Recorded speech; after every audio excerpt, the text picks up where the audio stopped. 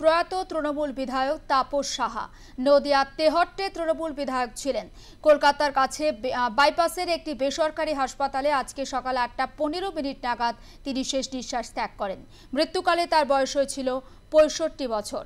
আরও একবার আপনাদেরকে জানিয়ে রাখতে চাই, প্রয়াত তৃণমূল বিধায়ক তাপস সাহা নদিয়া তেহট্টের বিধায়ক ছিলেন তিনি। বুধবার বাড়িতেই অসুস্থ হয়ে পড়েছিলেন তাপসবাবু। তড়িঘড়ি তাকে তেহট্ট মহকুমা হাসপাতালে নিয়ে যাওয়া হলে তাকে চিকিৎসকেরা স্থানান্তরিত করার পরামর্শ দেন। পরে কলকাতায় বাইপাসের ধারে একটি বেসরকারি হাসপাতালে তাকে ভর্তি করা হয় এবং আজকে সকাল 8:15 নাগাদ সেখানেই তার মৃত্যু হয়েছে। মস্তিষ্কে রক্তক্ষরণের কারণে মৃত্যু প্রাথমিকভাবে বলা হয়েছে চিকিৎসকদের তরফে। এবং তার পরিবার সূত্রে যেমনটা জানা যাচ্ছে যে বুধবার হঠাৎই কিন্তু তার শরীরে তিনি অস্বস্তি বোধ করতে থাকেন এবং তড়িঘড়ি তাকে নিকটবর্তী হাসপাতালে নিয়ে যাওয়া হয়, কিন্তু সেখানে তার শারীরিক অবস্থার অবনতি হয় এবং তাকে শক্তিনগর জেলা হাসপাতালে নিয়ে যাওয়া হয়। সেখান থেকে কলকাতায় বাইপাসের ধারে একটি হাসপাতালে তাকে স্থানান্তরিত করা হয়। 1981 সালে কংগ্রেসের ছাত্র রাজনীতি থেকেই তাপসবাবুর উত্থান। 1981 সালে নদিয়া জেলা যুব কংগ্রেসের সম্পাদকের দায়িত্ব পালন করেছিলেন তিনি।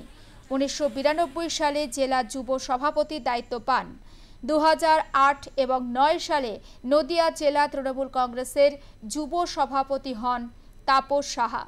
2011 সালে তৃণমূল কংগ্রেস বিধানসভা ভোটে টিকিট না পেয়ে তেহট্ট থেকে নির্দল প্রার্থী হিসেবে দাঁড়িয়েছিলেন। তৃণমূল কংগ্রেসের টিকিট না পেয়ে তাপস সাহা এবং সেই সময় তিনি 58,000 ভোট পেয়েছিলেন।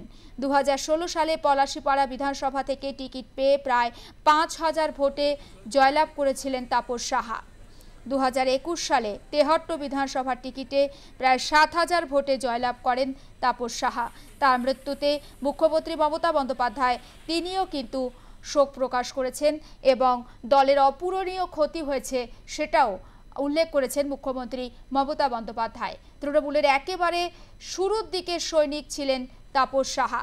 2006 সালে পলাশীপাড়া বিধানসভা কেন্দ্র থেকে ভোটে দাঁড়ান তিনি, তবে সেবার তিনি হেরে গিয়েছিলেন। 2011 সালে তেহট্ট থেকে তিনি যখন দলের হয়ে লড়াই করতে চান, কিন্তু সেই সময় তাকে টিকিট দেওয়া হয়নি। এরপর নির্দল প্রার্থী হিসেবে তিনি লড়াই করেছিলেন। এই তাপস সাহার হাত ধরেই কিন্তু সিপিএমের অত্যন্ত শক্ত ঘাঁটি হিসেবে পরিচিত এই পলাশীপাড়াতেই জয়লাভ করেছিল তৃণমূল কংগ্রেস। 2016 সাল থেকে 2021 সাল পর্যন্ত নদিয়ার এই কেন্দ্রেরই বিধায়ক ছিলেন তাপস সাহা।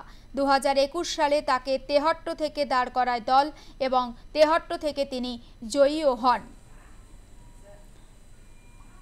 তবে অবশ্যই আপনাদের মনে থাকবে যে নিয়োগ দুর্নীতি মামলাতেও কিন্তু নাম জড়িয়েছিল এই তাপস সাহার এবং সেই সময় অর্থের বিনিময়ে চাকরি দেওয়ার অভিযোগে সিবিআই তার বাড়িতে তল্লাশি চালিয়েছিল, সেটাও ভুলে গেলে চলবে না। যদিও নিজেকে বারবার নির্দোষ বলে দাবি করেছিলেন তাপস সাহা এবং একেবারে দাপটের সঙ্গে তিনি রাজনীতি করেছেন জেলাতে। বরাবরই স্পষ্টবাদী হিসেবে পরিচিত তাপস সাহা এবং দলের মধ্যে মতপার্থক্য হলেও রাগঢাক না করেই প্রকাশ্যে তিনি সেই কথা একেবারে বলে দিয়েছেন। তাপস সাহার মৃত্যুতে শোক প্রকাশ করেছেন মুখ্যমন্ত্রী মমতা বন্দ্যোপাধ্যায় এবং জেলা স্তরে তৃণমূলের রাজনীতিতে যে একটা অপূরণীয় ক্ষতি হলো সেটাও জানিয়েছেন মুখ্যমন্ত্রী। মৃত্যুকালে এই নেতার বয়স হয়েছিল 65 বছর। নদিয়া তেহট্টের বিধায়ক ছিলেন তিনি এবং আজকে সকালে বাইপাসের ধারে একটি বেসরকারি হাসপাতালেই তার মৃত্যু হয়েছে। ঘড়িতে তখন সময় ছিল 8:15। বুধবার হঠাৎই তিনি অসুস্থ হয়ে পড়েন এবং তার পরিবারের সদস্যরা এবং দলের কয়েকজন তাকে তেহট্ট মহকুমা হাসপাতালে তড়িঘড়ি নিয়ে যান, তবে সেখানে তার পরিস্থিতির অবনতি হওয়ায় তাকে শক্তিনগর মহকুমা হাসপাতালে নিয়ে যাওয়া হয়েছিল, কিন্তু সেখান থেকে তাকে কলকাতায় স্থানান্তরিত করা হয়। তৃণমূলের একেবারে প্রথম দিকের সৈনিক ছিলেন এই তাপস সাহা। যদিও তার রাজনৈতিক জীবন শুরু হয়েছিল কংগ্রেসের মধ্য দিয়ে বা কংগ্রেসের হাত ধরে।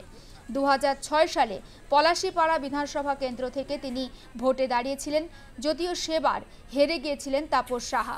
2011 সালে যখন বিধানসভা নির্বাচনে তেহট্ট থেকে তিনি দাঁড়াতে চেয়েছিলেন, কিন্তু সেবার দলের তরফ থেকে তিনি টিকিট পাননি।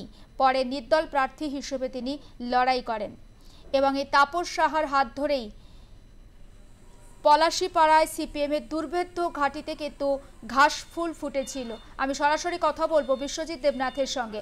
বিশ্বজিৎ, এই মুহূর্তে ঠিক কি আপডেট পাচ্ছি এবং তাপস বাবুর দেহ কখন নিয়ে আসা হবে তেহট্টতে, কি কি আপডেট রয়েছে?